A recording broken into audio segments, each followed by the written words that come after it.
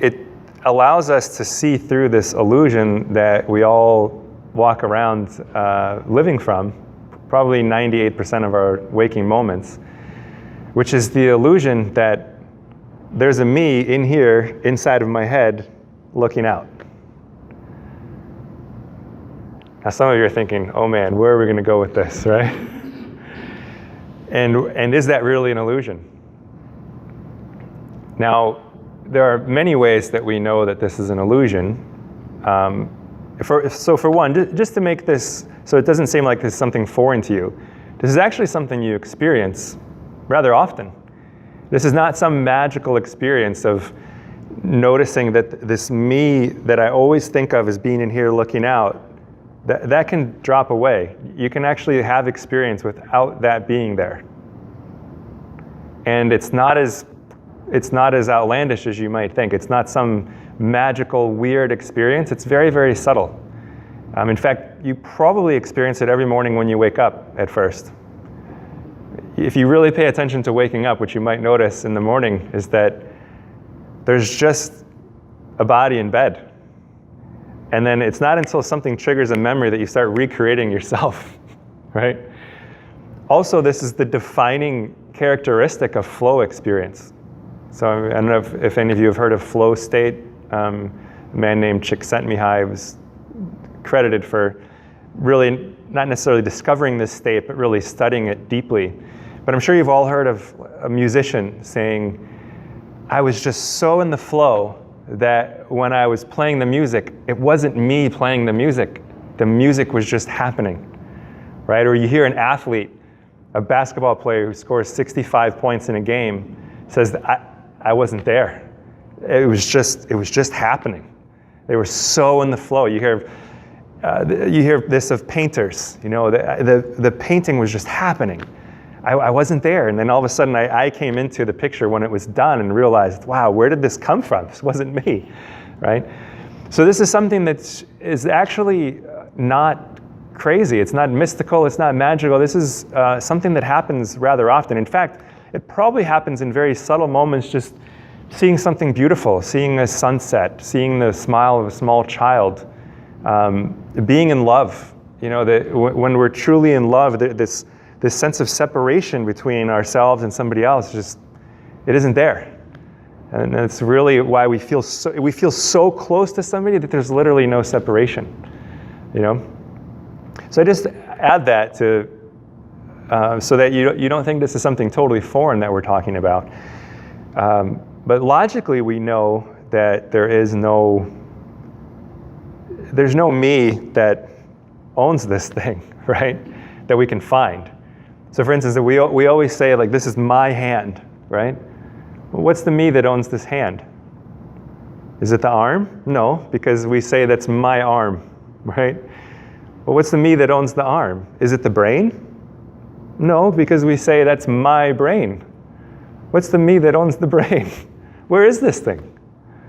This me that we refer to. Now, I'm not saying that you don't exist. Obviously, the human body is sitting here, right? What I'm saying is that this sensation of being a me in here that owns these parts of the body and is looking out is actually an illusion. And it's one that can drop away, and it actually does.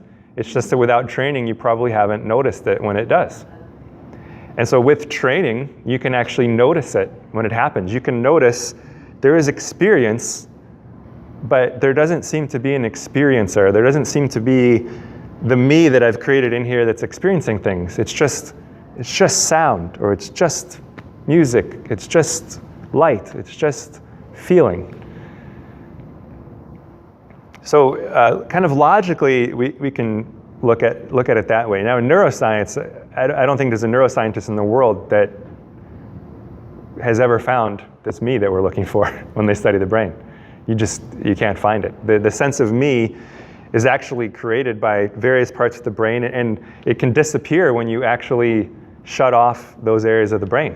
When certain parts of the brain are injured, a lot of what we feel of this sense of being me goes away. For instance, the parietal lobe, I remember reading about this years ago. There's an area of the brain called the parietal lobe that when activity there is shut off completely, it almost eliminates, if not completely eliminates, this sense, the physical sense, the somatic sense of self, where there's this physical boundary between me and the chair. And people who have this area of the brain that's severely injured, sitting down is a nightmare for them because they can't tell where their body ends and the chair begins. And so it's really hard to sit down without feeling like you're just going to fall down. So this is something that the brain is just creating, and it's a very useful creation, right? For us to be able to navigate the world, not bump into things, for instance, to be able to have a conversation and say, oh yes, you're a human being over there, I'm a human being over here, this is a chair that I'm sitting on. The problem is these are all just conventions that are useful for many, many contexts, but we're so conditioned to believing that they're actually real that they constrain our ability to be truly free.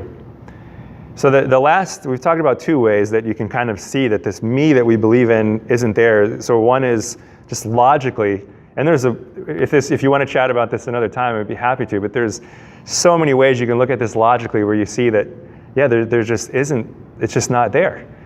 In neuroscience, it's pretty clear that it's not there. But most importantly is you can verify this through your own experience. You can experience what it's like to be perfectly alive and well and not have this sense of there's a me in here looking out.